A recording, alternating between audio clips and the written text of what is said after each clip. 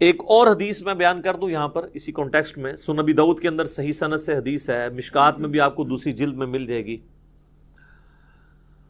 اللہ تعالیٰ کے جو اسماء اور ناموں کے اعتبار سے، اسماء اعظم جو اللہ کے بڑے نام ہیں جن کی وجہ سے اگر اللہ کی طرف رجوع لایا جائے تو دعا کی قبولیت ہوتی ہے، اس حوالے سے سنن ابی داؤد میں ایک حدیث ہے کہ نبی صلی اللہ علیہ وآلہ وسلم نے فرمایا کہ اللہ تعالیٰ کے جو اسماء اعظم ہیں، جسے ہم یہ اسم اعظم بھی کہتے ہیں، وہ قرآن حکیم کی 2 آیات کے اندر ہیں، ایک سورۃ البقرہ کی اور ایک سورہ آل عمران کی۔ سورۃ البقرہ کی آیت ہے وَإِلَٰهُكُمْ إِلَٰهٌ وَاحِدٌ لَا إِلَٰهَ إِلَّا هُوَ الرَّحْمَٰنُ الرَّحِيمُ۔ اب اس میں ظاہر ہے پتہ چل گیا کون سے اسماء ہیں، اللہ آ گیا، الرحمن الرحیم، لا الہ الا اللہ بھی آ گیا۔ اور پھر آپ علیہ السلام نے آل عمران میں شروع کی آیات تلاوت کی، الف لام میم اللہ لا الہ الا هو الحی القیوم۔ تو الحی اور القیوم یہ بھی اسماء اعظم میں سے ہے، اور حروف مقطعات بھی اس کے اندر آ گئے۔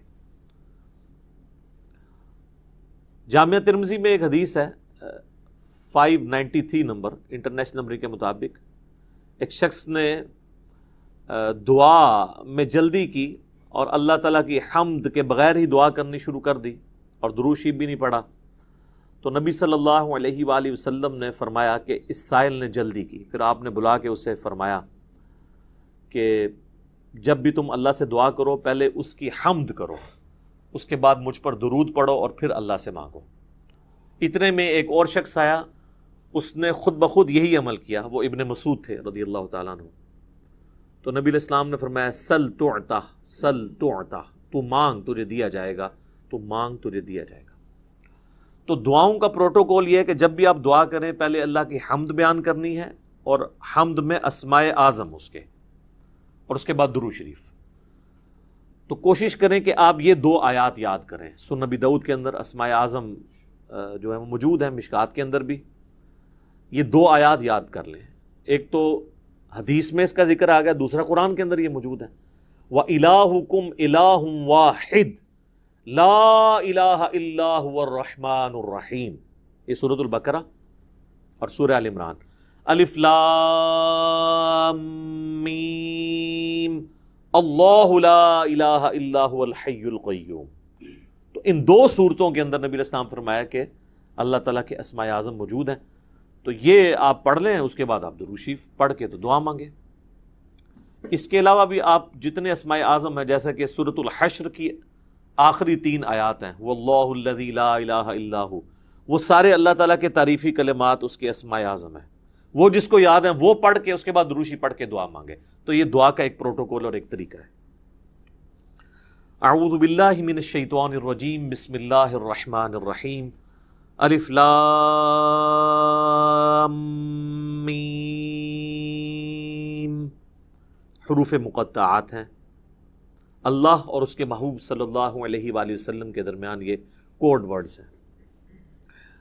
اللہ لا الہ الا هو الحی القیوم، اللہ ہی ہے کہ جس کے سوا کوئی معبود نہیں، وہ الحی ہے اور القیوم ہے۔ الحی وہ ہستی ہے جو خود سے زندہ ہو، کائنات میں ایک ہی ہستی ہے جو خود سے زندہ ہے، باقی سب کی زندگی ادھار ہے، مستار ہے، چاہے کوئی فرشتہ ہو، کوئی پیغمبر ہو، کوئی جن ہو، کوئی عام انسان ہو، کوئی جاندار ہو، کوئی بے جان ہو، ہر ایک کی زندگی ادھاری ہے، اللہ کے دینے پر ہے۔ جب تک وہ چاہے گا رہے گی، جب وہ چاہے گا ختم کر دے گا۔ کل نفس ذائقۃ الموت، ہر جان نے موت کا مزہ چکھنا ہے، سارے فرشتوں نے مرنا ہے، سارے پیغمبروں نے مرنا ہے، سارے جنات نے مرنا ہے، سارے انسانوں نے مرنا ہے۔ یہ موت ہر مخلوق کی ڈیسٹنی ہے، یہ تقدیر میں چیز طے ہے۔ اللہ ایک ہستی ہے جسے موت نہیں آنی، اسی لیے اگر زندگی کا لفظ کسی پر بولا جائے تو صرف اللہ ہی ہے۔ الحی خود سے زندہ، اور القیوم قائم رکھنے والا، ساری کائنات اس کی وجہ سے قائم ہے، اس کا اگر امر پیچھے سے ہٹ جائے تو کوئی بھی چیز اپنی جگہ پرفارم نہیں کر سکتی۔ اللہ تعالیٰ چاہے گا تو آگ گرم کرے گی، نہیں چاہے گا تو ابراہیم پہ دیکھیں ٹھنڈی ہوگی۔ تو آگ کچھ نہیں کر سکتی، اصل میں جو اللہ تعالیٰ نے اس کے اندر خاصیت رکھی ہے، جب تک اللہ چاہے گا کہ وہ ایگزیکیوٹ ہو تو ہوگی، ادروائز نہیں۔ یہ ہے القیوم، اللہ نے ہر چیز کو تھاما ہوا ہے، خود سے زندہ ہے اور ہر چیز کو تھامے ہوئے ہے۔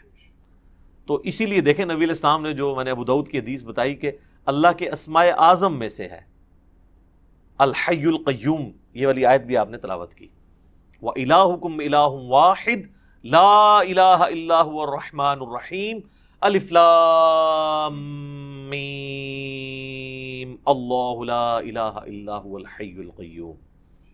اسی طریقے سے جامعہ ترمذی میں ایک حدیث ہے، اس کی سند کمزور ہے لیکن اس کی صحیح سند المستدرک للحاکم میں موجود ہے، اور سنن نسائی الکبریٰ کے اندر موجود ہے، عمل الیوم واللیلہ، صبح شام کے اذکار والے چیپٹر کے اندر، کہ نبی علیہ السلام نے اپنی بیٹی فاطمہ سے فرمایا تھا، اے میری بیٹی مجھ سے لے لے، اور صبح و شام اس کو پڑھا کر، یا حی یا قیوم برحمتک استغیث اصلح لی شأنی کلہ ولا تکلنی الی نفسی طرفۃ عین۔